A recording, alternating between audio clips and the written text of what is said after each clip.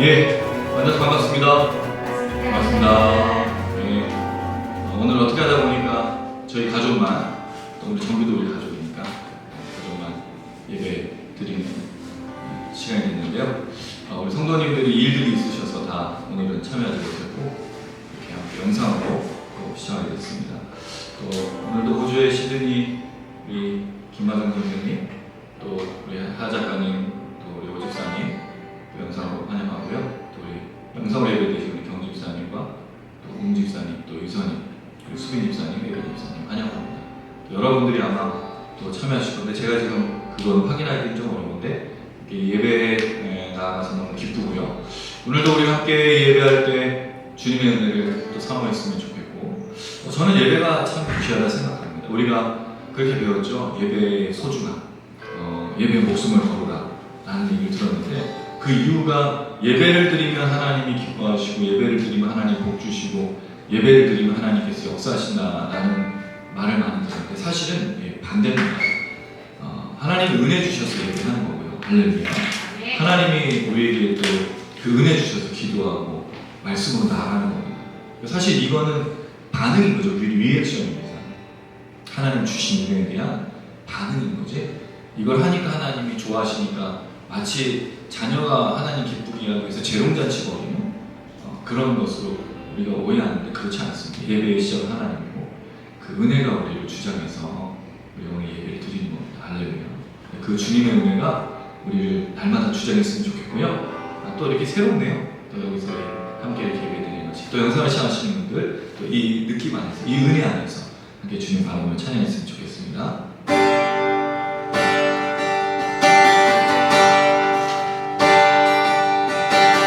예수 나의 모든 것 오 예수 내 삶의 소망 예수 이 되시는 주의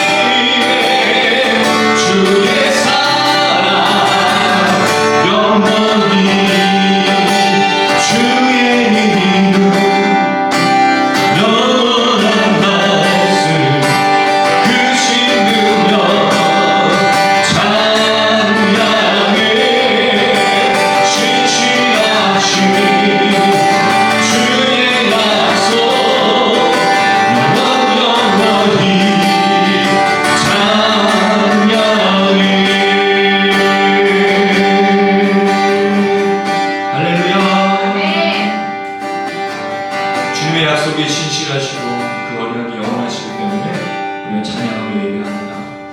여러분 한번 생각해 보세요. 우리가 무엇이 잘나서 무엇이 대단해서 하나님 우리의 일을 받으시고 우리가 아무리 무엇을 한들 하나님이 기뻐하실 만한 게 있을까요?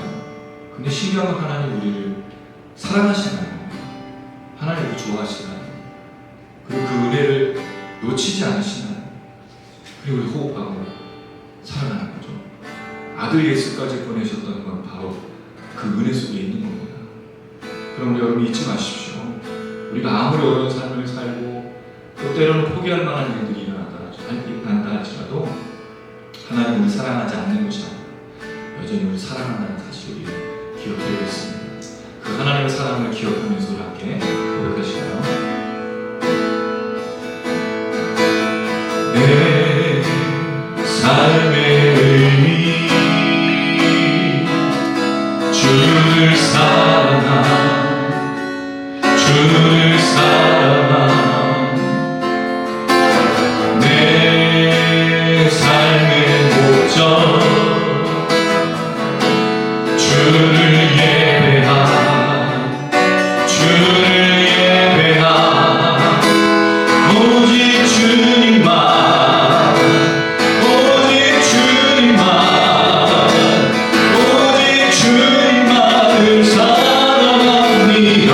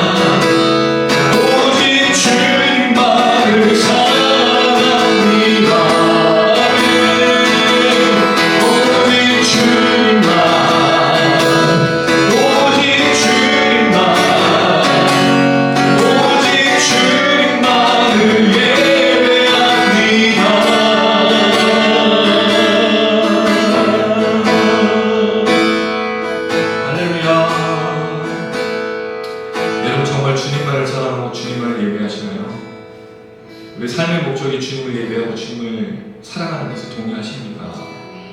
근데 사실은 우리가 예배하지만 우리의 삶의 목적과 우리의 삶의 의미를 먹고 마시는 것으로 착각하는 사람들이 굉장히 많습니다. 특별히 그리스도인들 중에도 예배를 드리는 목적은 더 나은 삶을 살기 위해, 걱정 없기 위해, 또 더 잘 먹고 잘 살기 위해. 도대체 우리는 왜 이 하나님을 이렇게 오해하고 있을까요? 또 예배드릴 목적이 하나님의 노역을 잠잠케 해서 마치 출애굽하던 이스라엘 백성들처럼 그 애굽의 신처럼 화나고 짜증내는 그 하나님, 그 신들, 그걸 잠잠케 하기 위해서 드리는 제사, 왜 그렇게 우리 하나님이 어딜까요?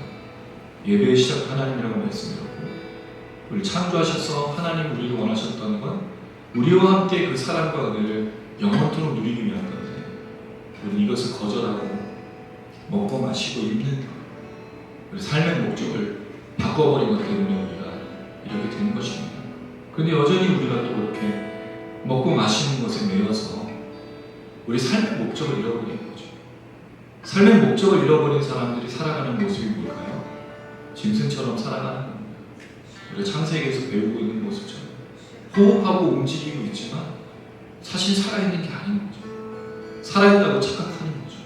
마치 좀비들처럼 생사를 찾아서 그 피를 찾아서 먹고 그걸 마시려고 하는 모습처럼 우리가 살아가는 것 같습니다.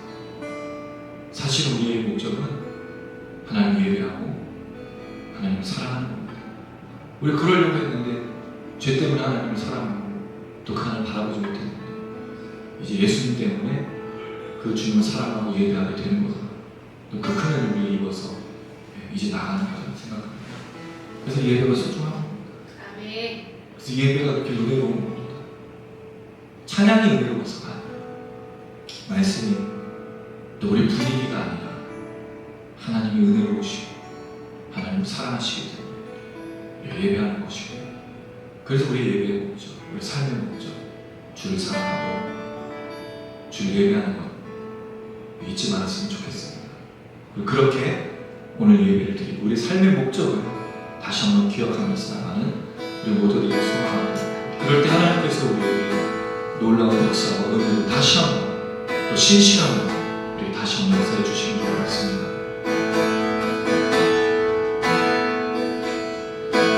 아픔 볼 수 없는 일어설 수도 없는 어두웠던 삶도 그가 다시 일으키시네.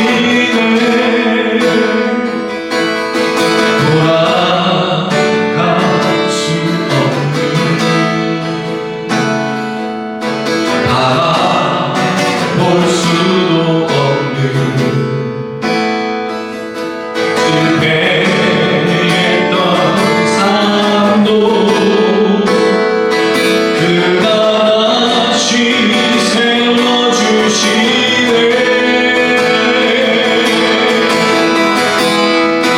오 나의 하나님은 전능하신 왕이라. 오 나의 하나님은 평안의 왕이라. 오시지 마신 사랑 영원히 변치 않네. 오 영원하신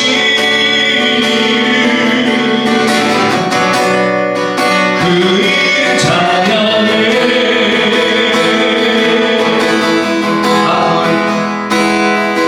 아픔 볼 수 없는 일어설 수도 없는 어두웠던 삶도 그가 다시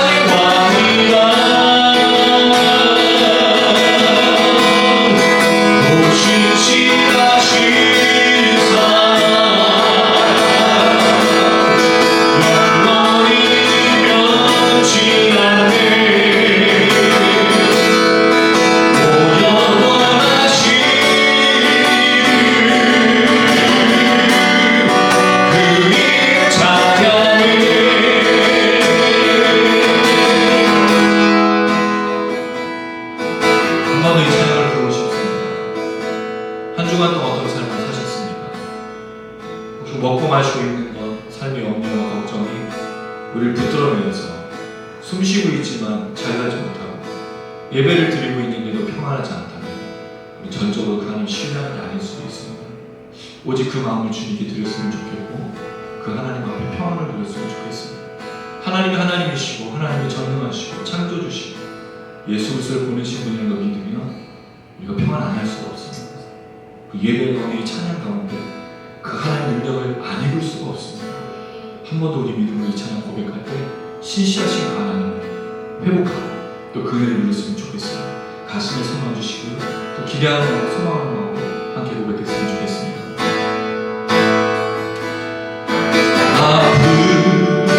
볼 수 없는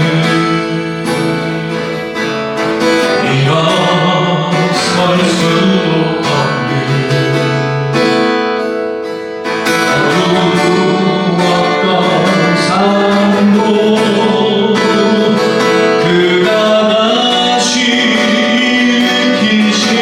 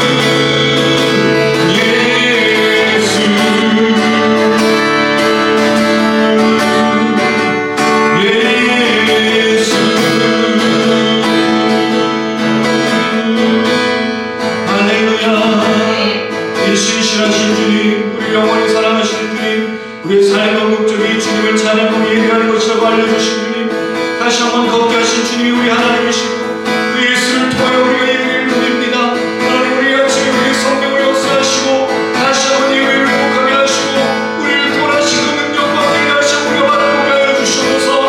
하나님, 이 아침에 주를 향할 때 우리를 불쌍히 여겨주시고 우리에게 평안을 다시 허락하시며 먹고 마시는 것을 배우는 자들이 아니라 오직 하나님의 영광과 하나님의 은혜를 받는 말씀을 모두 얻을 수 있도록 역사하라. 우리 잠시 한번 기도하시겠습니다.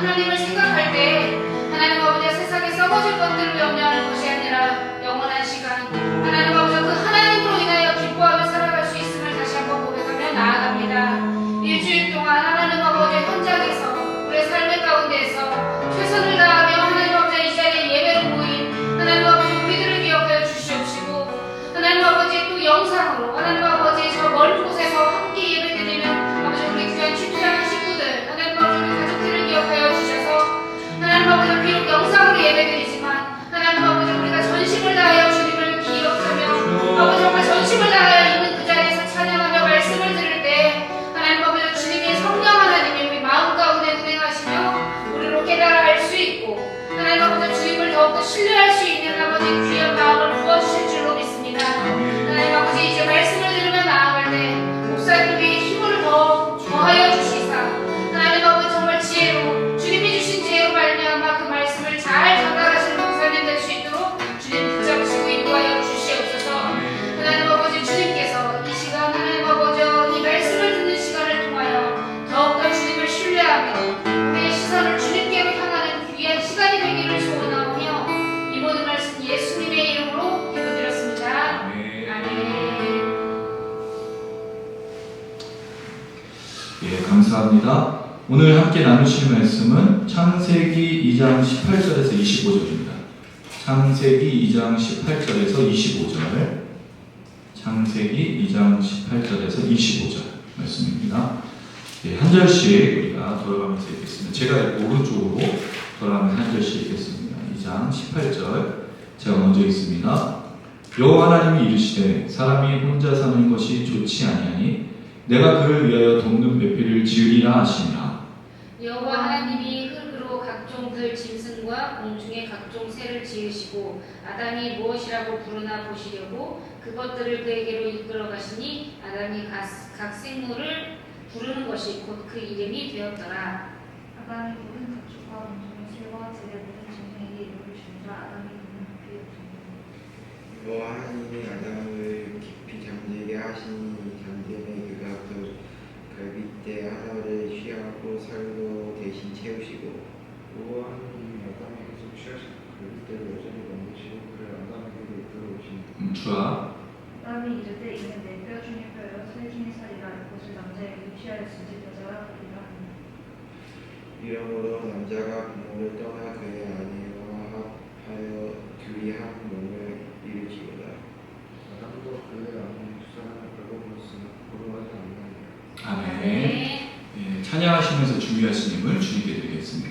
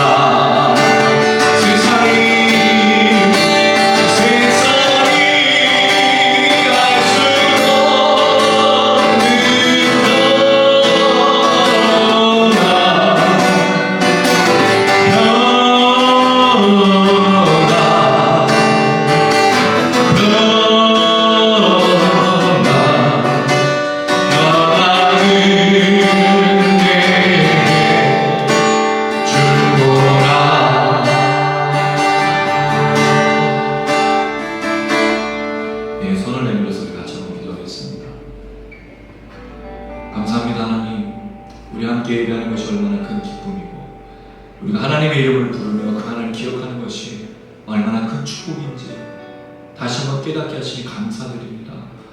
어디에 있든지 이 시간 예배하는 모든 영혼들에게, 찬양하며 주님을 바라보는 모든 영혼들에게 하나님 임재하셔서 평안을 허락하시고 은혜를 허락하셔서 다시 걸어갈 수 있는 힘을 주시옵소서.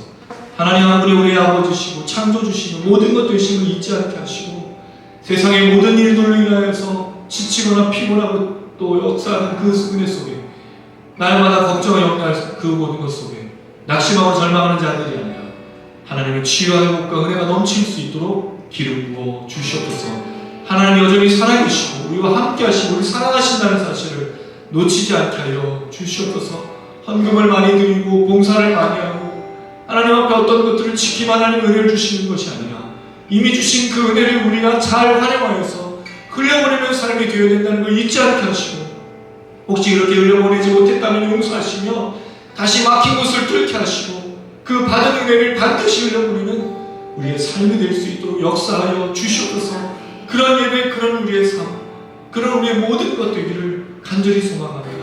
그렇게 주 앞에 나아가 우리 모든 성도들을 기억해 주시고 영상을 시청하시는 분들과 함께 해주시고 이 시간 성령의 임재로 말미암아 회복과 치유가 일어날 수 있도록 도와주시옵소서. 예물을 드린 손길에 주님께서 기름 부어주시고 그 예물로 하나님께 진리가 내며 기뻐이 내며 감사하며 내며 하나님께 받은 것 돌려드리는 그 축복의 마음 가운데 성령으로 역사하여 주시옵소서. 더불어 하나님 아버지 손을 내밀어 싸우니 우리 영혼까지도 받아주셔서 우리를 붙들어 주시길 원합니다.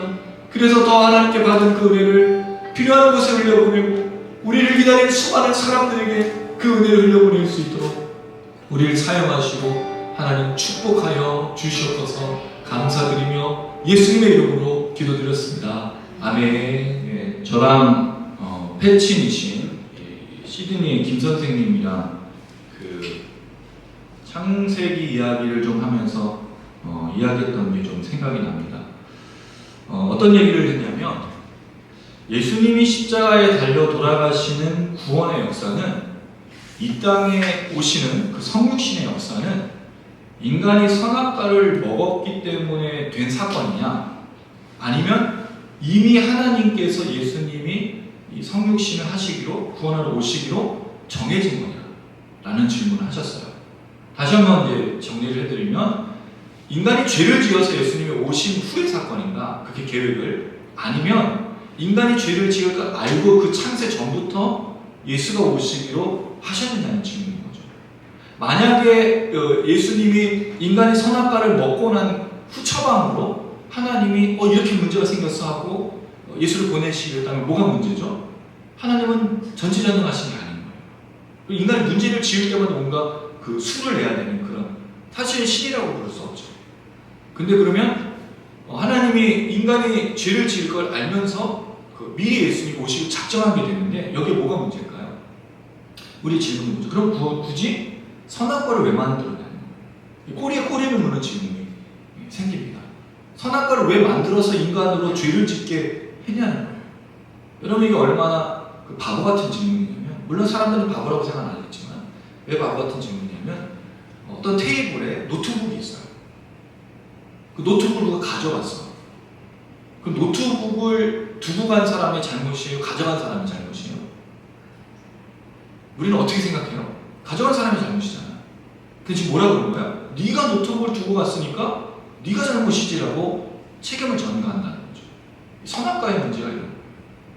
선악과를 만드신 하나님이 잘못이에요? 그걸 먹은 사람이 잘못이에요? 먹은 사람이 잘못이잖아. 근데 우리 어떻게 또 접근하죠? 왜 만들어가지고 인간을 공경스럽게 만들어서 하나님 뭐 그런 분이시냐고 이렇게 한다는 거죠. 또 하나의 질문이 뭐냐면 그렇다면 인간을 왜 만들었냐는 거예요. 선악과 만든 건 그렇다 쳐. 인간을 왜 만들어서 이렇게 괴롭게 우리의 인생을 괴롭게 했어? 이런 질문을 또 한다는 거죠. 여러분 생각해 보세요. 하나님이 인간을 창조하신 목적이 뭐였죠? 하나님의 형상과 모양대로 충만하고 다스리고 정복하는 누구의 형상을 따라? 하나님의 형상 따라. 그럼 이 지구에 하나님이 계심을 누가 증명해내는 거죠? 인간이에요. 그 인간은 하나님의 형상으로 이 땅을 다스리는 하나님과 같은 존재로 부름받은 거예요. 그리고 하나님은 그렇게 그 인간과 에덴 동산에서 지어준 그 장소에서 교제하고 나누는 이런 부분이라는 거죠. 마치 이런 질문을 하고 있는 거예요.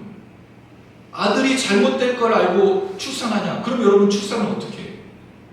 만약 우리 미나하고 주아가 엄마 뱃속에 있는데 얘가 그 태어나지 말아야 되라고 하면 태어나지 않게 하겠냐? 이런 질문을 지금 하고 있는 거죠. 하나님이 창조하신 목적은 인간으로 하여금 하나님의 형상과 모양으로 이 땅을 다스리고 통치하는 그 계획, 원대한 계획. 더불어 그 하나님의 사랑의 창조와 인간과 함께 교제하는 그 기쁨 속에 있는 거예요. 만드신 걸 통해 영광 받으시고 만든 것과 함께 교제하는 그 기쁨, 이 사랑, 이 하나님의 사랑으로 창조하는 거잖아요. 이게 하나님의 원대한 계획이었죠. 근데 이걸 거스린 자가 누구예요? 인간이야.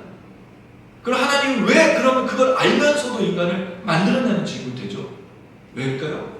하나님이 사랑하시기 때문입니다. 사랑하셔서 그 범죄하는 걸 알고도 하나님이 그 인간을 그렇게 만드신 거예요. 그 모든 끝까지. 그리고 누굴 보내시죠? 아들을 보내셔서 다시 뭘 만들어요? 새 창조. 처음 창조와 똑같은 새 창조를 이루셔서 하나님의 그 계획이 그 끝까지 이루어지게. 이 하나님의 신실하심이 이 모든 작업 속에, 이 사역 속에, 역사 속에 이루어지고 있는 거예요. 그래서 인간이 죄질 걸 알지만 만드신 거예요. 그리고 죄질 걸 알면서 하나님이 예수를 보내시고 다시 그 인간하고 어떻게 지낼 것이라는 원대한 계획 속에 하나님이 있는 거예요. 사랑하시니까. 인간을 만드는 게 너무 좋으니까. 인간과 함께 있는 게 하나님 너무 행복하시니까. 그 계획 속에 죄질 것도 뻔히하고 타락할 것도 뻔히하고 자기에 대해서 거절할 것도 뻔히하고 자기 아들을 죽일 것도 알지만 사랑하셔서 일을 이루고 있는 거죠. 이걸 왜 우리가 하나님을 향해 비난을 해야 돼요? 우리 죄악에도 불구하고 끝까지 사랑해 주시고 아들까지 보내주셔서 역사하셨다. 그리고 하나님의 창조와 이 타락이라는 것 속에 구속, 완성이라는 계획을 보면 하나님의 사랑의 계획이 얼마나 놀라운지 몰라요. 마치 이게 예수님이 잃어버린 아들을 찾는 길 15장, 누가 보면 15장에 아버지가 아들 돌아올 거 아니겠어요.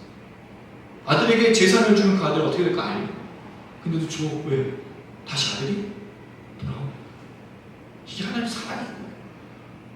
하나님 우리 안에서 이런 마음으로 죄를 지을 거 알고 심판받을 것도 알고 있어요. 그 심판에서 건져내서 살아갈 걸로 이 계획을 가지고 하고 계신 거예요. 이게 사실은 하나님의 놀라운 계획 속에서 되어지는 인간입니다. 또 우리의 삶입니다. 근데 여러분, 이 이야기 속에 오늘 본문이 이제 좀 중요하다는 생각이 들었어요. 사실 오늘 본문은 인간 창조에서 여자의 창조, 두 번째는 이제 가정의 재정을 해요. 이 두 가지는 사실 우리에게 좀 잘못 이해하는 방향으로 나가요.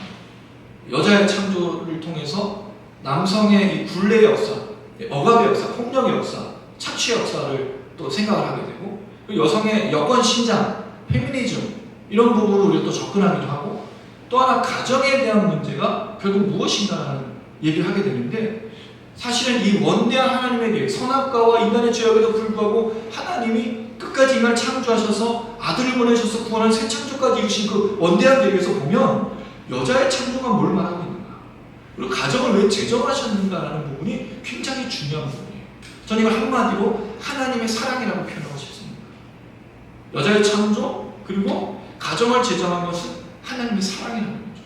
그럼 왜 이게 하나님의 사랑인가? 왜 이것으로 접근해야 되는가? 오늘 이 말씀을 좀 나누고 싶습니다. 갑자기 흥미진진해지지 않았습니까? 네. 흥미진진하죠? 아니야? 자, 18절에 한번 보시면 하나님이 이렇게 표현을 하고 계세요. 18절 한번 읽어보겠습니다. 시작. 여호와 하나님이 이르시되 사람이 혼자 사는 것이 좋지 않으니 내가 그를 위하여 돕는 배필을 지으라 하시니라. 어려운 말. 굉장히 쉬운 말이 아니라 이 사람들이 단순하게 생각해서 여자를 창조해줘서 돕는 배필, 그건 여기 돕는 배필에 빠졌어요. 돕는 배필이 무슨 뜻으로 주로 이해해요? 보조하는 거, 도와주는 역할을 하잖아요. 이게 혼동하고 있는 거예요. 이 예제를 캐세나다라고 하는 이 단어는 그런 의미가 아니에요. 여자를 돕는 배필로 만들었다는 건 우리가 생각하는 돕는 배필은 이 말에 빠지면 안 된다는 거죠. 이걸 제가 이제 설명을 드릴 거예요. 자, 하나님의 계획은 뭐였어요? 여자를 창조하셨어요.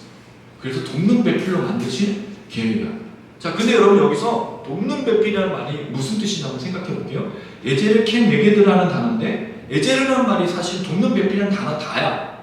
이 켄 네게드는 케라는 말은 이제 전치사고요. 네가드라는 이제 합쳐진 건데, 네가드라는 말은 사실은 한국 성경에서 잘 번역을 안 했어. 에제르라는 단어가 뭐냐? 주로 구약에서는 하나님의 행위를 이야기할 때. 사실 여러분 돕는다는 말은 누가 누굴 돕죠? 약한 자가 강한 자를 돕는 게 아니잖아요. 도움은 강한 자가 약한 자를 돕는 거죠. 그래서 원조할 때 우리나라가 6.25 전쟁 치렀을 때 어떤 나라가 들었어요? 가난한 나라들이요? 그 당시에는 그 나라들이 우리나라보다 더 잘 살았어요. 군사력이 있었던 나라들이 우리 도와줬단 말이에요. 그럼 이 원조를 받고 도움을 주는 건 강한 자가 약한 자에게 주는 거예요. 그러면 돕는이라는 말은 여자에게 썼을 때 약한 존재가 아니라는 뜻이에요. 근데 우리는 어떻게 생각했어요? 남자가 있는데 여자가 보조해주는 걸 생각하지 틀려먹었어. 그러니까 성경은 자기 마음대로 생각하는 거예요. 물론 이 도움이라는 말은 그런 의미가 사실은 아닙니다만, 대부분의 성경이 어떻게 번역했느냐, 공동 번역은 거들, 뭔가 거들다. 여러분 생각나는 말이 있죠? 슬렌더그에서 왼손은 거들고, 거든다, 거들, 짝이라고 표현했어요. 짝이라는 말은 내 짝, 내 편, 이런 뜻이죠. 그 다음 돕는 사람, 알맞은 짝이라고 세 번역은 얘기했고, NASB는 헬퍼라고 하는 스위터블이라고 썼어. 적합한 도움을 주는 사람이라는 뜻이죠. fit 헬퍼라고는 ESV 성경, fit이라고 말했어요. 딱 맞는 나의 도움. 그 다음에 REV 성경은 파트너라고 했어요. 파트너. 그 지금 이 짝은 파트너도 되고 헬퍼도 되는 여러 가지. 보조자가 아닙니다. 우리 헬퍼로 자꾸 무슨 도와주는 보조 역할을 하는데 그런 뜻은 절대 될 수가 없는 거예요. 여기에 이제 그 뒤에 나오는 켄 에게드라는 단어는 바로 앞에라는 뜻이에요. 정면에. 그럼 이 사람은 지금 나와 함께 한 쌍으로 움직이는 사람이라는 뜻이죠. 그럼 돕는 배필이 뭐냐? 내 앞에서, 내 정면에 또는 내 옆에서 함께 움직이는 사람이라는 뜻이에요. 그게 결혼의 진정한 의미인 거예요. 남편과 아내 역할을 말할 때 남자와 여자는 둘이 같이 한 목표를 향해서 함께 있는 사람이라는 뜻인 거예요. 그럼 사실 여기 돕는다는 말은 남자 혼자 할 수 없다는 뜻인 거죠. 그걸 어떻게 표현했습니까? 사람이 혼자 사는 것이 좋지 않다라고 했어. 여기 혼자 사는 것이 좋지 않다라는 말을 할 때 하나님에 대한 호칭이 나오죠. 우리 지난번에도 그 1장에는 하나님으로만 나왔지만 2장을 시작할 때 계속 하나님의 호칭이 뭐였죠? 여호와 하나님이었어요. 여호와라는 뜻이 무슨 뜻이에요? 스스로 있는 자라는 뜻이죠. I am who I am. 나는 스스로 있는 자. 근데 하나님 스스로 있을 수 있지만 사람은요 스스로 있을 수가 없어. 하나님이 만들어야지만 존재하는 거고 또 그 만든 삶 속에서도 혼자 살 수는 없는 거예요. 혼자 사는 것이 좋지 않다. 근데 이 좋지 않다는 뜻이 무슨 뜻일까요? 이 좋다라는 말이 토부라고 그랬죠 제가. 선하지 않다는 뜻이에요. 그럼 남자 혼자 사는 것이 그 홀로 있는 것이 혼자 여기 산다는 말은 혼자 있다는 게 혼자 존재한다는 거예요. 혼자 존재하는 건 여호와 하나님과 달리 사람은 반드시 같이 있어야 된다라고 이야기를 하고 있다는 거죠. 이게 보기에 좋지 않다는 말은 모양이 안 이뻐 이게 아니에요.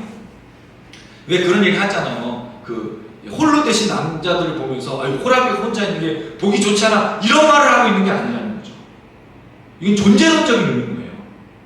이 사람의 존재는 남자의 존재는 반드시 함께함이 있어야 된다고 이야기하고 있다는 거죠. 아니 이건 남자만이 아니에요. 인간은 홀로 있으면 안 된다라고 하나님이 규정하시고 있다는 거죠. 왜 그렇죠? 1장 26절에서 28절에 사람을 지은 창조를 보시면 나와요. 26절 1장 26절 우리의 형상을 따라 우리 모양대로 우리가 사람을 만들고 라고 되어 있는데 27절 한번 읽어볼까요? 1장 27절 시작 하나님이 자기 형상 곧 하나님의 형상대로 사람을 창조하시되 남자와 여자를 창조하시고 그럼 이미 하나님은 누구를 만들 거를 지금 계획하신 거예요? 남자와 여자예요. 둘을 만드시는 게 하나님의 계획이었다는 거죠. 말이죠. 그랬을 때 하나님께서 그대로 되니 31절 심히 좋았다라고 되는 거예요.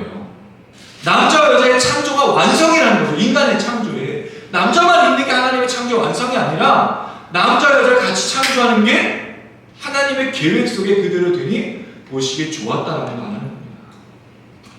물론 우리는 그렇게 생각 안 하는 사람이 있어요. 목사님 홀로 있고 싶어요. 혼자 있고 싶어요. 최근에 라미란 씨가 그 어떤 예능 프로에 나와서 무슨 질문을 하다가 이런 얘기를 했어요. 나는 집에 가기 싫어. 이렇게 얘기를 한 거예요. 그러니까 옆에 있는 패널이 왜? 남편이 있어. 우리 젊은 친구들 이해가 안 되지만 라미라는 사람이 가정주부잖아요. 근데 자기가 집에 가기 싫대. 왜? 남편이 있다고 그런 거예요. 우리 친구들 이해가 안 될 거예요. 어른들이 이걸 이해하고 계시죠? 우리 영상 시청하시는 분들은 손 한번 들어보세요. 홀로 있는 게 좋아지는 세상이 된 거예요. 왜? 왜 홀로 있고 싶죠? 간섭받고 싶지 않고 자기 시간을 뺏기기 싫으니까. 그래서 많은 젊은이들 중에 결혼 안 하는 사람들도 있어요. 왜죠? 자기가 버는 돈으로 누군가를 책임지기도 싫고 나 혼자 먹고 살기도 바쁜데 그러니까 사실 우리가 결혼이라는 걸 막 얘기하지만 부모의 도움이 없이는 결혼 못하는 시대가 또 돼버렸어. 그러니까 예전에는 혼자 또는 부부가 둘이 열심히 노력해서 집도 오고 뭐랬는데 지금은 그런 시대가 아니니까 결혼을 자꾸 포기하게 돼요. 살아갈 수 있게 결혼하지 못하게 만드는 시대니까 이건 좀 벗어난 이야기긴 하지만 어쨌든 중요한 거는 하나님의 계획은 남자 여자가 창조했고 그래서 보시기에 좋지 않은 거예요. 선한 게 아니에요. 왜? 남자가 있으니까 지금 뭐가 있어야 되는 거죠? 여자가 있어야 되니까 하나님이 그 얘기를 하고 있는 거죠. 그래서 돕는 배필. 돕는 배필이라는 말은 조금 전에 설명드렸지만 함께 같은 방향을 바라보고 걸어가는 짝이라는 의미를 갖고 있어요. 더불어서 이 돕는 배필이라는 말이 중요한 이유가 이 하나님의 창조와 남자 여자를 창조하는 목적 속에 있고 둘이 똑같은 걸 받았으니까 두 번째 가정을 통해서 이루어야 될 것들이 있기 때문입니다. 그래서 이 돕는 배필이라는 말은 뒤에 마지막 부분에 가정의 재정에 대해서 이야기하면서 설명을 드리도록 할게요. 자, 그리고 나서 하나님이 흙으로 각종 들짐승과 공중에 각종 새를 지으셨어요.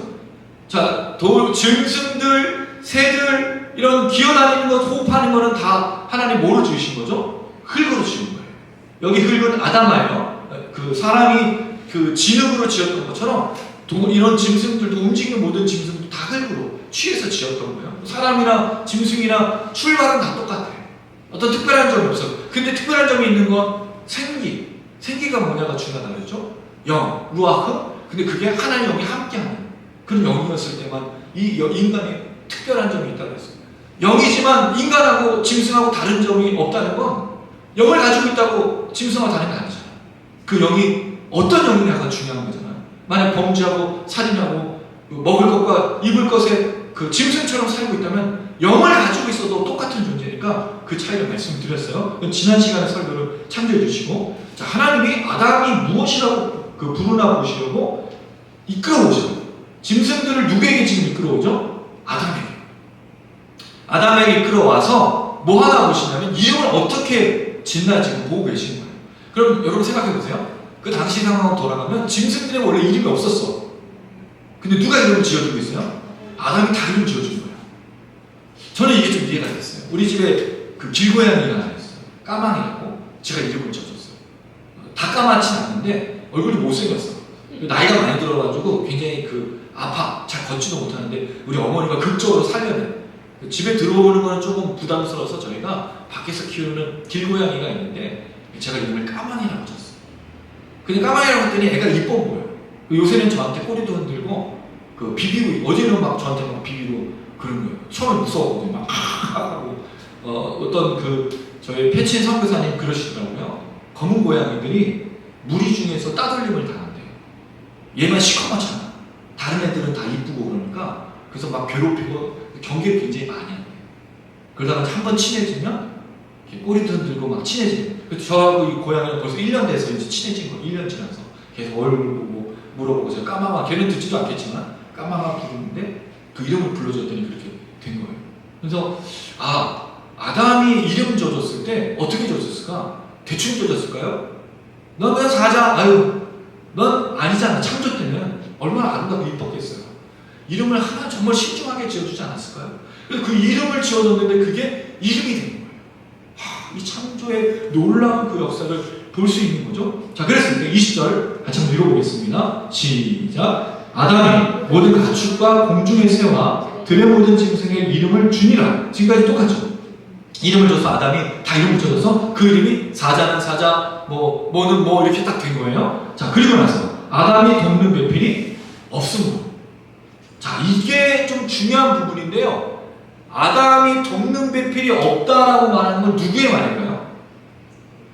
하나님이 말하신 걸까요? 아담이 말하는 걸까요? 한번 생각해 보세요. 자, 지금 하나님이 짐승 다 끌고 왔어. 그래서 아담이 다 하나씩 이름을 붙여줬어. 그랬을 때 아담이 돕는 배필이 없다는 걸 하나님이 말씀하신 걸까요? 아담이 말하는 걸까요? 자, 하나님이라고 우리 사모님이 얘기했어요. 다른 분은요? 우리 영상 시청하시는 우리 성도님들과 다른 분은 어떻게 생각하십니까? 이게 하나님이 말하는 것처럼 보여요. 근데 사실 돕는 배필은 언제부터 나왔죠? 18절부터 얘기했잖아. 그럼 이거 누가 없다고 생각하는 걸까요? 네, 아담입니다. 왜 이렇게 추정하냐면 아담이 23절에 보면 그 하와 여자 만들어진 그 여자가 하나님 끌고 오셨을 때 뭐라고 고백하죠? 여자를 향해서 네? 뼈 중에 뼈? 살 중에 살이 아주 찬사를 했어. 근데 여기에 우리가 한글 성경에 빠진 해석이 있어. 그게 함이라고 하는, 파함이라고 하는 히브리어인데 드디어라는 뜻이에요. 드디어. 이제서야. 그래서 이걸 나중에 이제 제가 말씀드리겠지만 현대 성경 보면 아주 웃기게 번역을 해놨어. 어디다 이제 나타나니 이렇게 표현하고 있어요. 드디어, at last, now. 그럼 이 돕는 배필이 없다라는 것을 아담이 동물들에게 이름을 지어주면서 발견했단 말이죠. 그럼 결국 동물들에게 이름을 지어줬다 보니까 자기만 혼자인 거예요. 그래서 아담이 돕는 배필이 없음으로라고 생각하게끔 만들어서 이제야 당신이 나타났습니다라고 말하고 있는 고백이 되고 있다는 거죠. 그랬을 때 저는 하나님의 사역의 방법들을 좀 생각해봐요. 우리는 신앙을 어떻게 배웠습니까? 제가 어렸을 때만 해도 제가 청년 때마다 신앙을 헌신에 대해서 주로 초점을 맞췄어요. 어떻게 초점을 맞추죠? 하나님을 사랑한다면 헌신하십시오. 하나님께 뭔가 받은 것이 있으면 드리십시오. 주로 헌신을 강요받았어요. 제가 군생활을 이제 페이스북에도 글을 썼지만 저희 집에서 그 군부대까지 좌석버스 한 번 타고 가면 1시간 한 20분 걸려요. 그리고 나서 마을버스는 20분 들어가면 있는 금촌이라는 지역에서 군 생활을 했는데 제가 그 2년 4개월 28개월 동안 군 생활하면서 거의 주말마다 시간 되면 꼭 교회 왔어요. 성가대 봉사, 교사 봉사까지 해서 군 생활하면서 뭐가 잘못된 거예요? 저는 그게 진짜 하나님 사랑하는 거라고 생각합니다. 그랬을 때 제가 군 생활에서 열심히 해야 돼요. 제 부대에 제가 다뤄야 될 사람, 제가 소대장이에요. 소홀했던 거예요. 근데 저는 교회 오는 게 더 낫다고 판단하는 거죠. 제 이 잘못된 생각이 어디서부터 왔을까? 주일 성수를 반드시 해야 되고 예배를 목숨처럼 여겨야 된다는 말을 들었기 때문입니다.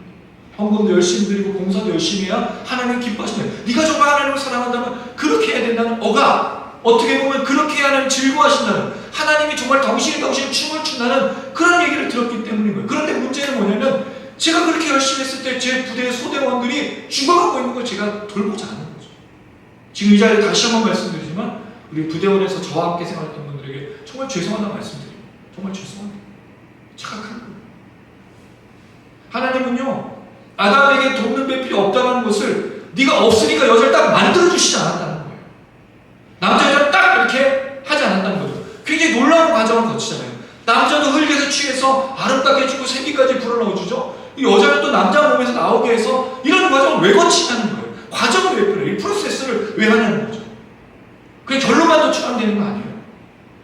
여러분 그렇지 않습니까? 남자들 우리가 뭐 얘기하다가 그 축구랑 보고도 못 보고 딱 들어와서 축구 어떻게 됐어? 뭐만 원해요 우리? 스코어 이겨냐 졌냐 이것만 원하잖아. 그 과정은 별로 중요한 거잖아. 한국 사람들은 특별히 과정을 별로 중요하게 하지 않고 결론만 원한다는 거예요. 근데 하나님 뭘 보고 계세요? 결론을 보는 게 아닙니다. 하나님 얼마나 많은 돈을 벌었는지를 보는 게 아닙니다. 오늘 이 자리에서 예배드리고 그 이 장면 어떻게든지 여기 와서 예배드리는 그 장면이 열광하시는 분이 아니라는 거죠. 어떻게 여기 왔는지 그 예배의 과정을 보고 계시죠. 어떻게 운전하면 왔는지, 어떻게 이 예배 가운데 나와는 그 마음들을 다 보시는 거죠. 일주일 동안 어떻게 살았는지를 다 보시는 거예요. 그게 우리 예배의 결정치 아닙니까? 이 결론 여기 참여해서 어떻게든지 예배에 참여하는 것만으로 하나님이 판단하시는 게 아니에요. 근데 우리 그렇게 배웠어. 하나님 그렇게 예배 받으시지 않고 그렇게 우리의 역사들을 생각하지 않습니다. 착각하지 마세요. 근데 우리가 그렇게 배웠잖아.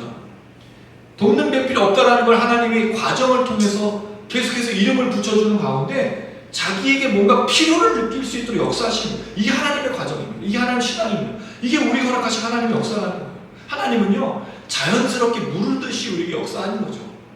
근데 우리가 이것을 다 율법과 억압과 모든 신앙을 하나의 틀에 맞춰서 이걸 벗어나면 팔을 자르고 이걸 벗어나면 머리를 자르고 이걸 벗어나면 다리를 자르는, 사실 여러분 이렇게 하는 게 뭐예요? 커뮤니스트 아니에요? 공산주의? 공산주의가 틀에 맞추지 않으면 사람을 억압하고 죽이는 거잖아. 자유주의는 그게 아니잖아요. 어떤 놈은 머리가 튀어나올 수도 있고 어떤 애는 발이 튀어나올 수 있고 어떤 질문을 했는데 얘는 이렇게 생각할 수 있고 쟤는 저렇게 생각할 수 있는데 우리는 다양성을 인정하지 않는다는 거죠. 만약에 여러분 예전에 우리가 신앙생활 했을 때는요 우리 미나 정규처럼 저렇게 염색하고 오면 다 뭐라고 생각했냐면요 쟤네들은 하나님 믿지 않는 사탄의 자식이라서. 그래서 옛날에 지금 이렇게 예쁜 색깔도 아니야. 옛날에 노란 머리, 탈색한 노란 머리만 하면 바로 다 불량 이렇게 얘기했어. 담배 피는 거, 술 마시는 것도 다 그렇게 생각하는 거예요. 근데 제가 말씀드리지만 염색하고 술 먹고 담배 피는 게 문제가 아니에요. 똑같이 이렇게 정장을 입고 예배를 드리고 있는데 속마음이 검고 더러운 게 문제인 거잖아. 근데 왜 교회는 그런 걸 가르치지 않느냐는 거죠. 목회자 좋다죠. 술 먹고 담배 피는 사람을 막 비난을 해. 본인은 더 더러운 짓을 하고 있으면서. 이게 문제가 아니라 하나의 프로세스, 과정은 굉장히 중요하게 여긴다는 거죠. 여러분 어떤 과정 속에 있습니까? 신앙의 결단 속에, 결과 속에. 하나님 이것을 지금 자연스럽고 무르르게 하게 가는 거예요. 신앙은요 급한 게 아니에요. 신앙은 굉장히 자연스러운, 마치 강물이 넘치도록 흘러서 바다로 흘러가는 그런 과정 속에 넓은 좁지 않습니다. 우리의 길이 좁은 거지 그 안에 있는 사람은 넓은 거예요. 할렐루야. 꼭 기억하십시오. 이렇게 하나님께서 아담에게 돕는 배필이 없다는 걸 보여주셔요. 자, 그랬을 때 하나님이 이제 작업을 하시죠. 21절 제가 읽고 여러분 22절 읽어주세요. 여호와 하나님이 아담을 깊이 잠들게 하시니 잠들매 그가 그 갈빗대 하나를 취하고 살로 대신 채우시고 여호와 하나님이 아담에게서 취하신 그 갈빗대로 여자를 만드시고 그를 아담에게 이끌어 오시니. 자, 여기 보면 하나님께서 여호와 하나님이 아담을 깊이 잠들게 하셨다고 했어요. 왜 그렇죠? 갈빗대에서 이제 여인을 그 여자를 만들어야 되니까 사람은 살아있는 사람한테도 갈비 뽑으면 아프잖아요.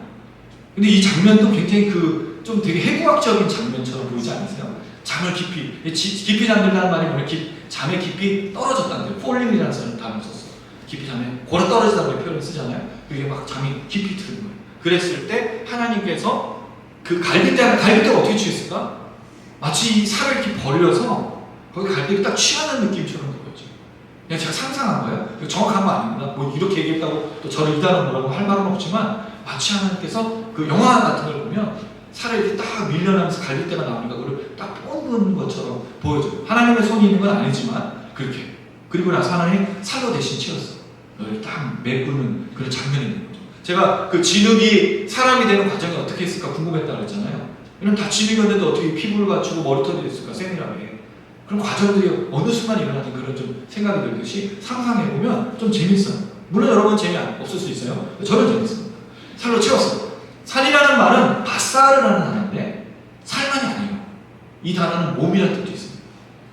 뒤에 한 몸이 됐다 했을 때 그 살이 바로 이 몸인 거예요. 왜? 둘이 한 몸에서 나왔기 때문에. 이 아담과 하와는 한 몸인 거야 사실 원래. 아담으로부터 나왔기 때문에.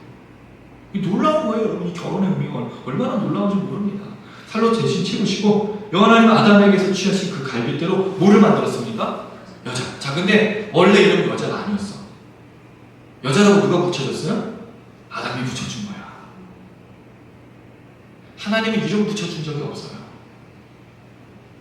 아담이 이 사람을 여자라고 불러요. 23절에 보면. 여자를 만드셨는데 이건 여자라고 아담이 불렀어. 자기 아내 이름을 자기가 불러준 거예요. 누구야? 불러준 거예요. 얼마나 이게 아름다운 모습이에요. 아담에게 이끌어줘. 자, 하나님은 항상 자꾸 사람을 끌어다니셔. 사람을 창조하시고 에덴 동산에 하나님께서 하셨던 게 뭐냐면 2장 앞절로 가보시면 15절에 에덴 동산에 이끌어라는 단어 써서 그죠? 여러분 하나님 인도하셔. 어떻게 또 인도하셔요? 짐승들 이끌고 오셔 아담에게. 여자도 아담에게 이끌고 오셔. 인생을 하나님이 이끌어 가시는 겁니다. 우리가 리드하는 게 아니에요. 하나님이 이끌어 가시는 삶 속에 우리가 이런 만남을 가지고 이런 모든 것들을 하고 있는 거예요. 그래서 우리가 기도할 때 그런 얘기 하지 않습니까? 대학이나 직장을 할 때 좋은 만남이 일어나게 하시고 하나님 인도하신 그 사람친 그 속에서 우리의 만남이 정말 하나님의 뜻대로 되어질 수 있도록 하는 거예요. 우리가 늘 기도하는 게 그거잖아요. 하나님의 이끄심, 선하심, 인도하심이 있기를 바랍니다. 하나님께서 이렇게 이끌어서 아담에게로 데려오십니다. 자, 23절 읽어보겠습니다. 시작. 아담이 이르되 이는 내 뼈 중에 뼈요 살 중에 살이라 이것을 남자에게서 취하였은즉 여자라 부르리라 하니라. 자, 아담이 뭐라고 여인의 그 이 여자의 이름을 말하고 있죠? 내 뼈 중에 뼈요 살 중에 살이라. 실제로 이 말이 틀린 거 아니에요. 갈비뼈에서 나온 거. 근데 어떻게 알았을까 아담이? 이 만져봤더니 갈비뼈가 없어진 걸 알았을까요? 이씨! 한 날 잠재우고 계시고 나서 내 뼈를 가져가다니. 어떻게 알았는지 모르지만 여인을 보자마자 내 뼈 중에 뼈요 살 중에 살이라. 근데 여기서 보면 이 아담이 그 아직 깊은 양에서 깬 건 아닌 것 같아요. 네, 비몽사몽간 얘기한 거죠. 아휴 안 숨으셨어요 사모님? 막 다 이뻐 보이잖아. 그래서 여자를 보면서 비몽사몽간에 잠이 막 들었다가 딱 보니까 이 여자가 이뻐 보이는 거예요. 또 하나 그 여자가 혼자밖에 없잖아. 비교할 대상이 없어. 그래서 내 뼈 중에 뼈요 살 중에 살이라는 저만의 그냥 잘못된 해석을 말씀드렸어요. 근데 여자 같다 보니까 참 최고의 찬사를 내 뼈 중에 뼈요 살 중에 살이라. 살이란 말은 뭐라고 표현했죠? 몸이라고 했죠? 이게 중요해. 여자는 누구로부터 나왔어요? 남자로부터 나왔어요. 이게 뭘 의미하고 있을까요? 여자는요 남자의 한 몸이라는 뜻입니다. 둘은 처음부터 한 몸이었어요.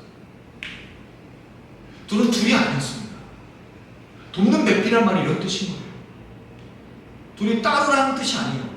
우리가 여러분 결혼 어떻게 생각하죠? 결혼 언약이잖아요. 고모머리 팥뿌리가 될 때까지 서로 살아가겠습니다. 언약? 근데 착각하고 있는 게 대부분 다 이혼할 때 어떤 말을 하죠? 성격 차이로. 성격이 같아서 결혼하지 않는데 성격 차이로 이혼한다고요. 이 언약을 깨버린 거예요. 왜? 맞지 않는다고 생각하니까. 여러분 신중하는 겁니다. 결혼은 무슨 과정이냐면 한 몸으로 회복되는 과정이에요. 꼭 기억하세요. 우리가 가정을 만드는 걸 너무나 손쉽게 여기는 게 가정을 신분 상승의 요건을 생각한 데도 많아서 내가 이 결혼하면 이 지긋지긋한 것을 탈출하려면 내가 조금 더 좋은 가정으로 가서 그래서는 대학 가고 그랬어요. 그래서 좋은 직장을 가고 그랬어요. 더 좋은 혼처 알아보려고. 결혼을 뭐로 생각하는 거죠? 신분 상승이나 뭔가 더 나은 삶을 위해서 결혼하는 거예요. 결혼은 그게 아닙니다. 성경이 말하는 결혼은 뭐예요? 한 몸이 되어져가는 걸 회복하는 거예요. 내 뼈 중에 뼈요, 내 살 중에 살이야. 내 갈비뼈를 찾은 게 결혼인 거예요. 내 살로 채웠던 그 진짜 살, 내 몸을 찾는 것이 결혼인 거예요.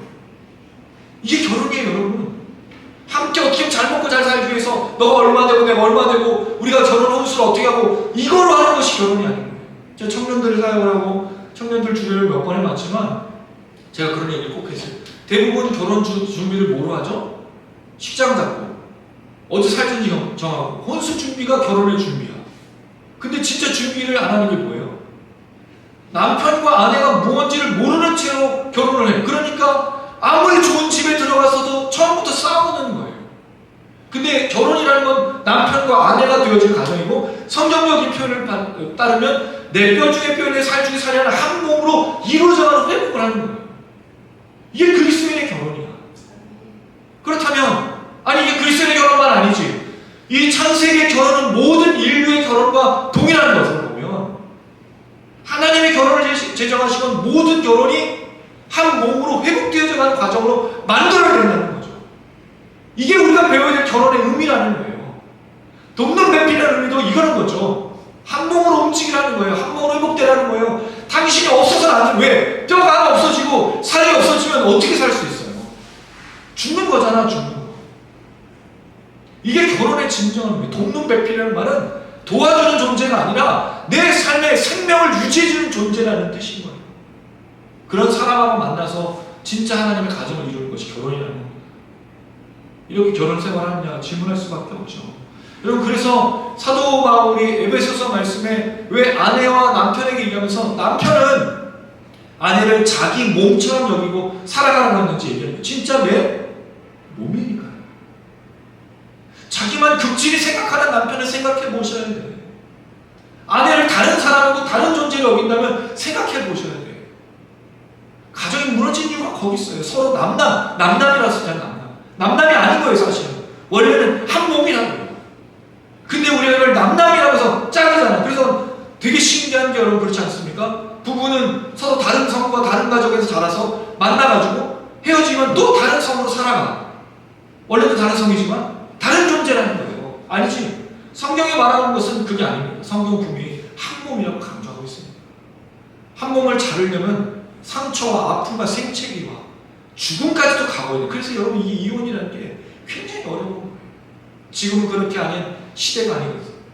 돈 버도 그렇게 이혼이 좀 쉬운 세대라서 또 그 이혼이라는 부분도 좀 생각해보는 건 좀 복잡한 문제가 있지만 성경이 말하고 있는 것은 그겁니다. 내 뼈 중에 뼈요, 살 중에 살이라. 그래서 이 여자를 보고 뭐라고 그 표현하죠? 아담이 여기서 이름 지어주잖아요. 여자. 남자가 무슨 뜻이냐면 이쉬라는 단어예요. 여자는 이샤입니다. 점이 하나 붙었어. 그래서 이 갈비뼈로 해서 뭐 점을 하나 붙여가지고 여자가 이렇게 된 거라고 이제 추적하긴 하지만 정확한 건 아니에요. 근데 언어가 비슷하잖아. 이쉬, 이샤. 남자, 여자. 한국말은 남자, 여자로 달려있지만 히브리어는 비슷한 거예요. 이쉬, 이샤. 한 몸이라는 뜻이야. 이걸 아담이 지어줬어요. 나는 남편 이쉬, 너는 여자 이샤. 내 아내. 내 뼈 중에 뼈, 내 살 중에 살, 내 몸의 몸입니다. 그러면 이게 얼마나 좋은 표현이에요. 제가 아까 이걸 얘기하면서 그 히브리어에서 얼마나 이게 놀라운 표현을 쓰고 있는지 제가 한번 그 찾아서 읽어줄게요. 공동 번역엔 드디어 나타났구나. 이렇게 썼어. 세 번역 이제야 나타났구나. 얼씨구나. 그 다음에 현대성경 아까 제가 되게 웃기다. 너무나도 기쁜 나머지 이렇게 소리 지른다. 아니 이게 누군가. 이제야 이렇게 모습을 드러내다니. 이게 무슨 그 연극하는 것도 아니고 현대성경 이렇게 번역했어. NAS는 now, ESV랑 NJB 성경은 enrest. 드디어 만났다는 거야. 왜? 짐승들에게 이름을 붙여다 볼 때는 맞는 짝이 없는데 이제야 내가 내 뼈 중에 뼈요, 살 중에 살을 만나는 거야. 결혼을 만나는 거잖아. 찾는 거잖아. 하나님이 끌어서 그렇게 만나게 하신 놀라운 과정이라는 것을 말해주고 있습니다. 이렇게 여자에게 이름을 불러줘서 시작된 이 두 사람의 관계를 하나님 이렇게 정리해 주십니다. 24절에서 25절. 제가 24절 읽고 25절 읽어주세요. 이러므로 남자가 부모를 떠나 그의 아내와 합하여 둘이 한 몸을 이룰지로다. 아담과 그 아내 두 사람이 벌거벗었으나 부러워하지 아니하니라. 자, 우리가 여기서 창세기에 아주 중요한 가정의 재정이 일어나요. 이름으로라는 뜻은 뭐죠? 아담이 고백한 대로 이름으로 서로 이름을 불러주는 거예요. 내 뼈 중에 뼈, 살 중에 살이라. 아담으로부터 여자가 참된 이것으로부터 내가 남자가 부모를 떠나. 자, 여러분 여기서 이상한 게 있어. 여기 부모가 어디 있어? 여기 부모가 어디 있어요? 아담은 부모가 없잖아. 아담은 하나님의 부모님이지. 근데 또 희한한 게 있어. 남자가 부모를 떠난다는 말이 이상하지 않으세요, 여러분? 대부분 누가 떠나죠? 여자가 떠나. 이스라엘 사람들 여자가 떠나. 남편에게 귀속이 돼. 근데 왜 가정은 남자가 떠나라 그랬을까? 여기 아주 놀라운 게 있어. 그거는 남자가 부모인데 이 부모라는 말을 정확하게 번역하면 그 아버지와 그 어머니를 의미해요. 그냥 단지 부모가 아니라 딱 엄마, 아빠를 딱 고정해서 두 사람을 다 떠나는 걸 얘기했어. 근데 우리 부모를 떠나면 누구만 떠나는 것처럼 느껴져요? 아빠만 떠나는 것처럼 느껴지지? 아니에요. 그 가정을 떠나서, 여기 떠나라는 표현이 되게 중요한데 저버리다는 뜻이거든요. 배반하다, 거절하다, 다시 안 만나다 이런 뜻이잖아. 그럼 무슨 뜻이에요? 이 부모를 떠나서 남자가 새로운 가정을 만드는 걸 얘기하는 거예요. 실제적으로 누가 떠나지만? 아내가 떠나지만, 신부가 떠나지만, 남자가 부모를 떠나서 새로운 가정을 이루는, 그게 뭐죠 여러분? 생육하고 번성하여 땅에 충만하는 뜻인 거예요. 다시 새로운 가정을 아들이 이어가는 거죠. 아버지와 엄마가 그렇게 새 가정을 만들어서 자녀를 출산하면 이 자녀도 장성해서 자기의 내 뼈 중에 뼈, 내 살 중에 살이라 자기 이름을 붙여준 그 여자와 함께 새 가정을 이루는, 또 그렇게 새 가정을 이루는, 이걸 통해서 무슨 일이 일어나요? 생육하고 번성하여 땅에 충만한 창조의 명령과 창조의 축복들이 일어나고 있다는 거죠. 할렐루야. 이게 돕는 배필의 의미예요. 홀로 있지 말라고 하는 하나님의 역사 속의 첫 번째 의미가 여기 담겨져 있다는 거죠. 돕는 배필은 남자를 도와주는 보조 역할이 아니라 한 몸으로 하나님의 명령을 같이 순종하는 축복된 인생이라고 먼저 얘기해 주고 있는 거예요. 또 어떤 뜻을 갖고 있습니까? 그의 아내와 합하여. 합하다는 말이 무슨 뜻일까요? 이게 되게 재밌는 표현이에요. 접착제예요, 접착제. 순간 접착제. 잘못 붙이면 손이 딱 들러붙는다는 뜻이에요. 엉겨 붙는다는 뜻이에요. 왜죠? 한 몸이잖아 원래. 남편과 아내는 한 몸이에요. 어떤 것도 들어갈 수가 없어. 하나야. 근데 여기 뭐가 들어오죠? 희한한 것들이 들어오잖아. 그래서 갈라지는 것처럼 생각해. 근데 여기 더 중요한 문제는 다음에 나눌 우리가 3장에 이 선악과가 이 두 사람 사이에 들어와.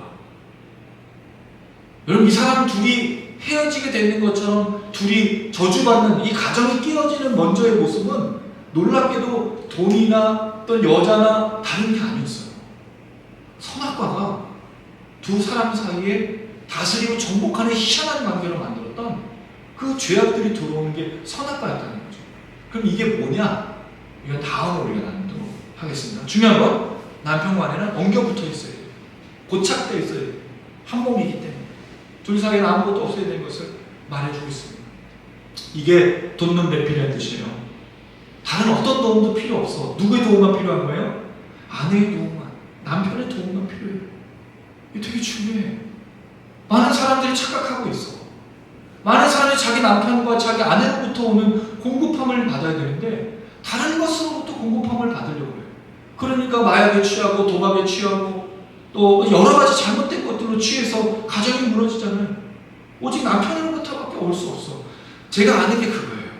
왜 사람들이 다른 사람을 찾고 왜 다른 것들을 추구할까? 남편으로부터 받아야 될 것, 아내로부터 받아야 될 것들을 못 받기 때문인 거예요, 사실. 대부분의 불안한 가정, 이혼을 꿈꾸는 가정, 어떻게 보면 그런 것들 속에서 왔던 거는 남편과 아내로부터 받아야 될 것들을 못 받기 때문에. 이것도 뭘 말해주죠? 부모가 자녀에게 줘야 되고 자녀가 부모에게 줘야 되고 못 주기 때문이라는 게 가정의 문제가 사실 실제로는 이 세상의 문제이기도 하는 거죠. 둘은 엉겨붙어 있어야 돼요. 들러붙어 있어야 돼요. 혹시 영상 시청하시는 분들의 부부가 있다면 기억하십시오. 이게 남편과 아내입니다. 만약에 둘 사이에 다른 공급함을 주는 게 있다면 끊어내셔야 돼요. 남편으로부터 받아야 돼요. 아내로부터 받아야 돼요. 이게 되게 중요한 거죠. 세 번째, 한 몸을 이루지거다. 엉겨붙어서 해야 될 건 뭐죠? 한 몸인 거예요. 한 몸. 원래도 한 몸이었고 다시 협해서 한 몸인데 이 한 몸으로 돕는 배필로 하나의 형상과 모양으로 뭘 하냐 이거예요. 뭘 해야 되죠? 땅에 번성 충만했죠? 두 개 남아있잖아. 다스림과 정복. 이 땅을 가꾸는 하나님의 형상과 모양으로 서로 한 몸으로 감당하는 거예요. 그게 이 돕는 배필이 정확한 의미야. 하나님의 형상과 모양으로 이 땅을 다스리고 정복하는 거예요. 왜? 혼자 할 수는 없는 문제이기 때문에 남편과 아내가 하나님의 어떤 청지기로서 이 땅을 돌보고 다스리고. 그러니까 여러분, 이게 굉장히 중요한 이유가 같은 목적과 같은 비전을 가져야 되는 거예요. 남편과 아내가. 생각해 보세요. 같은 목표와 같은 비전이 아니면 어떻게 삶을 살면서 이야기하겠어요? 교육에 대한 것이 틀리고 또 세상을 살아가는 방법도 틀리고 이런 것들이 틀리면 어떻게 부부가 서로 이야기하면서 함께 공존할 수 있겠냐는 거죠. 그러니까 이 말씀대로 우리가 살아내야 될 때 반드시 가정은 하나님의 말씀으로 회복이 돼야 되는 거예요. 남편과 아내가 하나님의 말씀으로 서로 깨달아야 되는 거예요. 그래서 같은 목표와 같은 비전을 가져야 되지, 만약 그렇지 않다면 그 가정이 온전한 가정으로 나가기 어렵다는 거죠. 나중에 생각해 보세요. 나는 이렇게 생각했는데 남편이 이렇게 생각하고 아내 이렇게 생각한다면 둘이 어떻게 그걸 좁혀? 쉽지 않은 거예요. 그 둘이 같이 훈련받고 같은 말씀으로 말씀을 깨닫는 게 중요해요. 부부가 특별히 같은 예배를 드리고 같은 말씀을 듣는 건 더 중요하다는 생각이 좀 듭니다. 그게 바로 돕는 배필의 의미입니다. 자, 그 다음에 25절. 이 25절에서 우리가 뭘 찾을 수 있는가 한번 생각해 보겠습니다. 아담과 그의 아내 두 사람이 벌거벗었어요. 처음에는 옷을 입지 않았다. 근데 어떤 일이 일어나죠? 죄를 지으니까 부끄러워했어요. 한 몸이 서로를 향해서 부끄러워했어. 그러니까 여러분, 사람이 부끄러우니까 자꾸 뭘 입기 시작하죠? 옷을 입기 시작해요. 부끄러움을 감추기 위해서 뭘 하죠? 자꾸 뭔가를 씌운 거예요. 페르소나. 그 페르소나에 뭐가 있어요? 옷만이 아니라 차, 집, 학력, 모든 것들, 스펙. 이걸 왜 쌓아? 자기 알몸 그대로 보여주면 사람들이 싫어할 거라고 생각한대. 근데 여러분, 가정의 원래의 뜻은 남편과 아내는 벌거벗었으나 부끄럽지 않은 거예요. 당황스럽지 않은 거예요. 이 부끄러워하단 말의 의미가 당황스럽다는 겁니다. 우리 벗었지만 남편과 아내는요, 그냥 있는 모습 그대로 받아주는 거예요. 여러분, 이 있는 모습 그대로 벌거벗은 것을 받아주는 게 뭐와 연결이 되어 있죠? 하나님의 사랑 아닙니까? 하나님은 우리를 있는 모습 그대로 받아주셨어요. 내가 뭔가를 꾸미고 내가 뭔가를 채우고 내가 뭔가를 하면 옳더구나, 너는 참 잘하는구나, 너는 내가 인정할 만한 사람이다. 만약 그렇게 했다면 예수님께서 12제자를 뽑을 때 누구를 뽑아야겠을까요? 예수님 12제자를 뽑을 때 100m 달리기 몇 초, 학년 몇 개, 당시 지도층들 이렇게 뽑지 않았다는 거죠. 예수님 직접 가서 부끄러운 인생들을 만나주시고 가난한 자, 저는 자, 몸불편한 자, 귀신 들린 자, 이런 사람들을 만나주셔서 하나님의 은혜와 자유를 보여주셨던 거예요. 왜? 그 모든 사람은 다 어떤 사람들이죠? 벌거벗은 자들이잖아요. 사람들 앞에 다 벌거벗겨져서 더 조롱과 멸시를 누릴 수 없었던 사람들. 아주 극악한, 아주 억압받는, 아주 착취받는, 감출 것이 없는 그런 사람들이 부름받았다는 거죠. 사실 이게 창조의 원리잖아요. 하나님 앞에 숨김없이 나가. 그러니까 예수님을 만났던 사람들은 다 나는 죄의 후손이 나를 떠나십시오, 불쌍히 여겨달라고, 긍휼히 여겨달라고 말하는 것 아니에요. 이게 여러분 창세의 모습이에요. 창조에는 아내 아담과 여자 하와가 서로 봤으나 부끄럽지 않아요. 서로 있는 모습 그대로 바라봤다. 근데 이게 문제가 된 게 선악과를 먹고 둘이 갈라지면서 하나의 범죄가 들어오고 죄악이 들어오고, 그래서 이들이 서로를 미워하고 서로 정먹고 다스린 죄의 문제로 해서 이제 옷을 입어야만 서로를 있는 그대로 받아줄 수 없는, 그리고 하나님에게도 있는 모습 그대로 나갈 수 없는 그런 존재가 되어버리는 거죠. 그러면 이 말씀이 왜 중요한지 말씀을 드리고 정리해 보겠습니다. 안식일의 제정은 출애굽기에 가서 된다고 제가 말씀드렸어요. 그러니까 제정의 역사, 물론 안식일이 없었냐 있었느냐는 좀 논란이 되는데 안식일을 구체적으로 제정하는 건 출애굽기란 말이죠. 그리고 이 말씀을 듣는 사람들은 모세와 함께 출애굽에서 가나안 땅에 들어가는 사람이었단 말이죠. 마치 우리들처럼 가정을 중요하게 여기고, 마치 우리들처럼 또 그러니까 이 창세기 말씀처럼 가정을 중요하게 여기고 하는 게 아니라, 당시의 그 모든 삶 속에서 노예로 살았던 이 사람들이 여자를 어떻게 취급했죠? 억압과 착취의 대상 아닙니까? 그 당시에는 모두가 다 그랬어요. 그리고 가정을 소중하게 여기는 자들이 아니었단 말이죠. 얼마나 문란하고 얼마나 더러운 그런 세상 속에서 이 말씀을 갖고 있다는 걸 생각해 보면, 안식일의 제정은 출애굽인데 가정의 제정은 창세기에 있다는 것이 중요한 거죠. 다시 말씀을 드리면 가정은 창세기에 이미 창조의 마지막 부분에 남자들을 만드시면서 시작되었다는 거예요. 안식일은 뒤의 문제고 가정이 먼저라는 거죠. 뭘 말해줄까요? 가정이 시작이기 때문입니다. 저는 이게 왜 중요하냐면, 가정이 바로 하나님의 사랑을 제일 잘 보여주는 곳이기 때문에 그래요. 하나님이 이렇게 사람들을 벌거벗은 대로 인정해주고 있는 모습 그대로 인정해준 게 바로 가정이었거든요. 남편과 아내였거든요. 남편과 아내로부터 시작된 생육하고 번성한 것이 가정이었기 때문입니다. 그런데 이 가정이 놀랍게도 창세기에만 있고 끝난 게 아니라 지금도 가정은 이루어지고 있다는 거죠. 아내를 떠나, 부모를 떠나 남편과 아내 한 몸이 되어지는 가정의 역사, 결혼의 역사는 지금도 계속되고 있다는 거죠. 뭘 말해줄까요? 하나님의 사랑을 한 번도 끝난 적이 없다는 거예요. 이 가정이 바로 그것을 보여주고 있는 거죠. 하나님이 세우신 이 가정을 통해, 남자와 여자를 통해 서로 사랑을 통해 하나님을 살아계시다는 걸 보여주는 거죠. 하나님 여자를 사랑한다는 것을 보여주는 거죠. 가정의 임신과 출산이 바로 그거잖아요. 뒤로 잉태하는 고통과 출산의 고통과 남편과 아내의 잘못된 죄악의 문제가 있지만, 이 생명을 창조해내는 이 역사가 바로 하나님께서 허락하신 가정의 모습을 통해 여전히 하나님을 살아계시고, 하나님 우리를 사랑하는, 인간을 사랑한다는 걸 보여주는 거예요. 저는 그래서 이게 중요하다는 말씀드리는 겁니다. 돕는 배필이라는 말도 계속 말씀드리지만, 필요에 의해서 결혼할 짝을 찾기 위해서가 아니라 사실 하나님이 보여주시는 아름다운 가정, 하나님의 사랑, 그 언약의 실질성을 보여주는 게 바로 가정이기 때문에 돕는 배필이 있다는 거죠. 이게 나중에 성령이 에제르라가 나와 나중에 성령으로, 보혜사로 바뀌어서 가정이 되는데, 중요한 게 이건 거죠. 그래서 가정이 왜 중요하냐? 가정을 우리가 왜 회복해야 되냐? 저는 가정에 대한 비전이 있어요. 우리 부모님이 평생 싸웠던 그 모습을 잘 알면서, 부모와 자녀, 또 남편과 아내가 얼마나 힘든 건지, 저는 그래서 가정을 이루는 게 되게 두려웠습니다. 자녀를 출산하는 것도 너무 어려웠어요. 지금도 좋은 아버지가 못 되고 있어요. 왜? 제가 본 아버지는 좋은 아버지가 아니고, 제가 본 어머니는 좋은 어머니가 아니고, 부부가 어떻게 살아가는지 한 번도 눈으로 본 적이 없어요.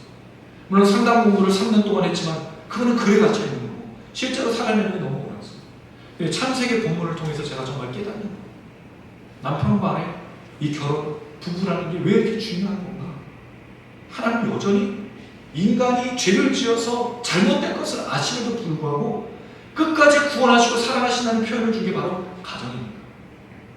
창세기, 안식일보다 더 중요한 게 가정이니까 전 이 말을 드리고 싶은 거예요.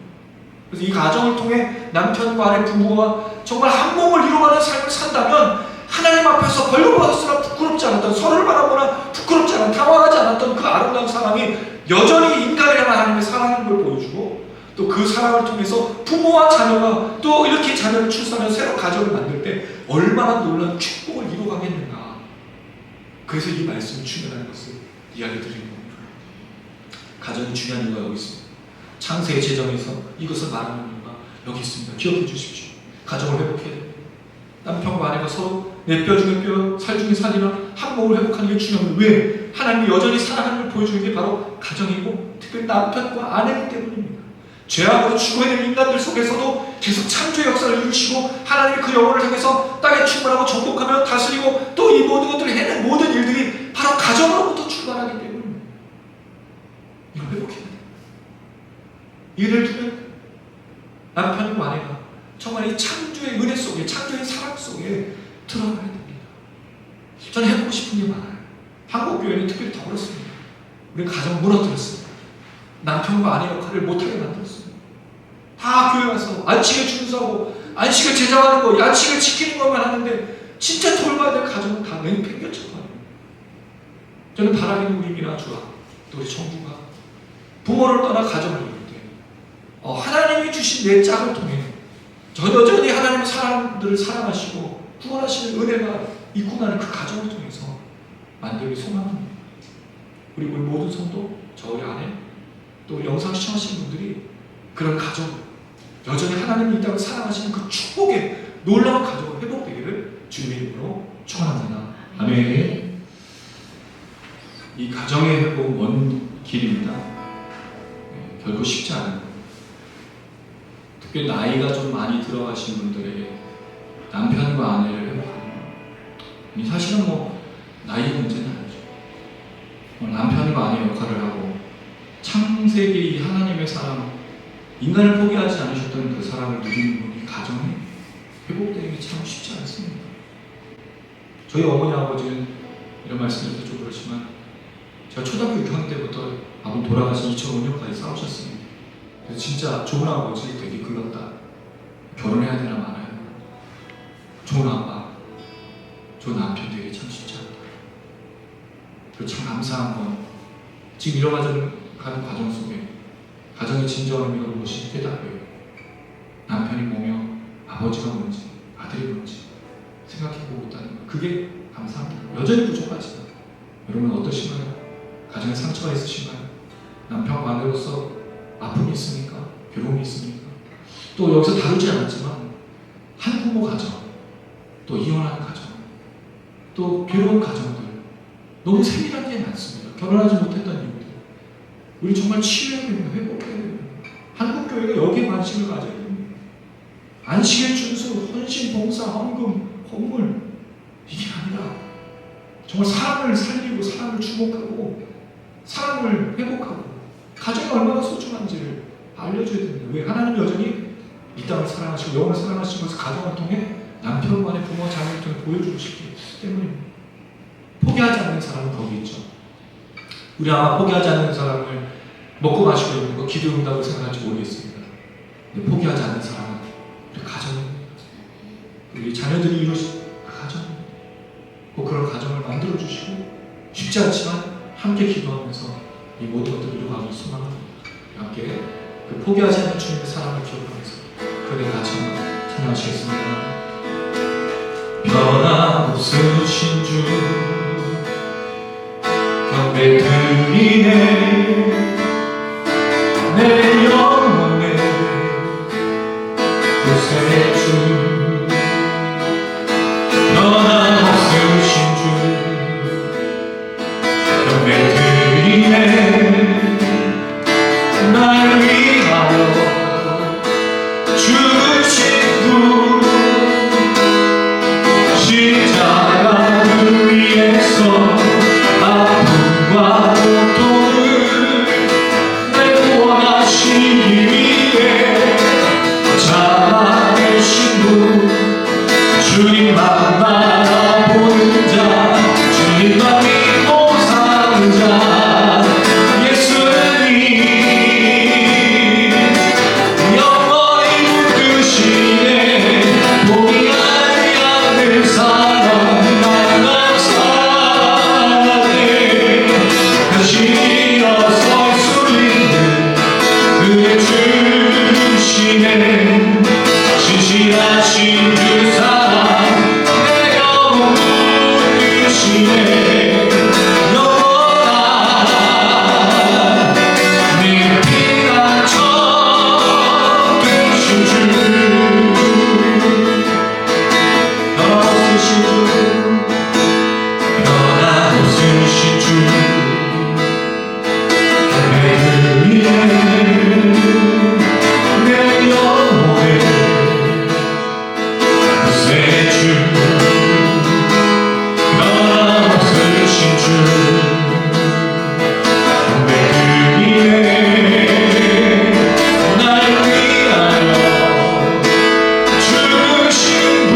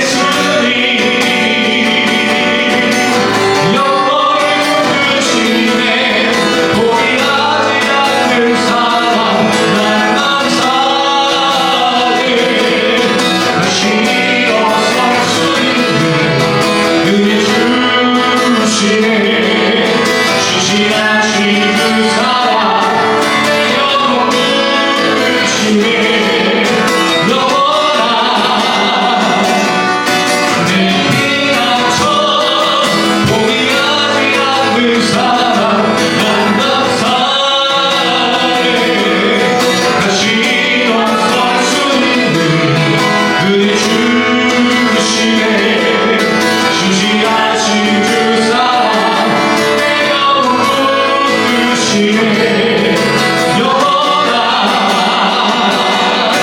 내 피가져 포기하지 않는 사랑 나가 사네 다시 일어설 수 있는 우리 주시네 신실하신 주 사랑 내 영혼 부르시네 영원한 내 피가져 되신 주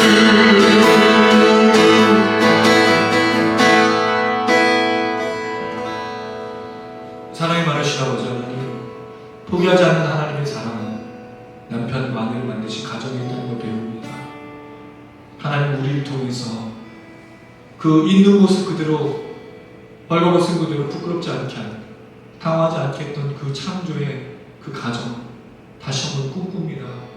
우리가 남편과 아내를 그렇게 부름받았고 그렇게 부부로 살아갑니다. 근데 우리가 안식일과 여러 가지를 준수하다 정말 정작 지켜야 될 창조의 놀라운 하나님의 사랑의 원리, 지금도 여전히 죄인들을 사랑하시는 그 하나님의 놀라운 사랑을 포기하지 않는 그 사랑을 놓치고 있었습니다. 주여 다시 한번 가정이 회복될 수 있도록 도와주시고 남편과 아내가 한 몸으로 서로 연합하여 원경부터 달라부터 돕는 배필로서 생육하고 번성하고 땅에 충만하며 이 땅을 경작하며 노동하며 지키며 보호하며 우리가 다스려야 될 모든 것들을 돌보고 또 그렇게 나가는 돕는 배필로서 얻을 수 있도록 역사하여 주시옵소서. 먼저 우리에게 허락한 귀한 자녀들을 우리가 사랑으로 잘 양육하고 서로 존경하며 나누는 은혜를 허락하여 주시옵소서.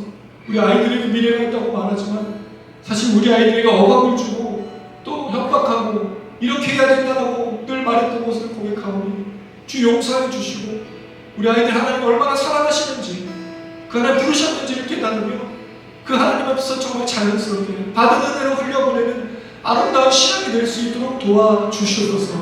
또 우리 부부들도 우리 남편과 아내들도 그렇게 살아갈 수 있도록 하나님 역사하여 주시옵소서. 그런 가정들 낼 수 있도록 하나님 축복하여 주시옵소서. 또한 기도하는 것은 한부모 가정들, 이혼한 가정들, 또 결혼을 겁내고 또 결혼 상처와 아픈 것들을 갖고 있는 수많은 남편과 아내, 부모와 자녀들을 주께서 기억해 주시고 위로해 주시고 포기하지 않는 주님의 그 사랑이 이 가정을 통해서 이루신 원래 하나님의 그 사랑이 하나님의 인간을 향한 놀라운 사랑이라는 것을 깨달으며 그 은혜를 깨달으며 다시 한번 걸을 수 있도록 붙들어 주시옵소서. 위로하여 주시고 치료하여 주시고 회복하여 주셔서 다시 한번 이 땅의 교회들에게 목회자들의 성도들에게 이 회복의 역사가 일어나고 이 나라 민족이 다시 한번 회복되어지고 하나님의 은혜로 가득할 수 있도록 역사하여 주시옵소서. 감사드리며 예수님의 이름으로 기도드렸습니다. 아멘. 가슴에 손을 얹으시기 바랍니다. 지금 우리 주 예수 그리스도의 은혜와 하나님 아버지의 원하신 사랑과 성령의 교통인도 충만하시니 남편과 아내 돕는 배필이 되어 하나님의 형상과 모양으로 한 몸으로 서로 사랑하며 격려하며 존중하며 위로하여 생육하고 번성하고 충만하고 다스리고 정복하는 하나님의 사람들이 되길 다짐하는 또 이 가정이 하나님의 무한하신 사랑, 포기하지 않는 사랑, 신실하신 그 사랑이라는 걸 깨닫고 그 가정을 온전히 감당하기를 다짐하는 우리 모든 성도들 머리머리 위에 영상을 시청하시는 분들 위해 이제부터 영원토록 함께 계실지어다. 아멘.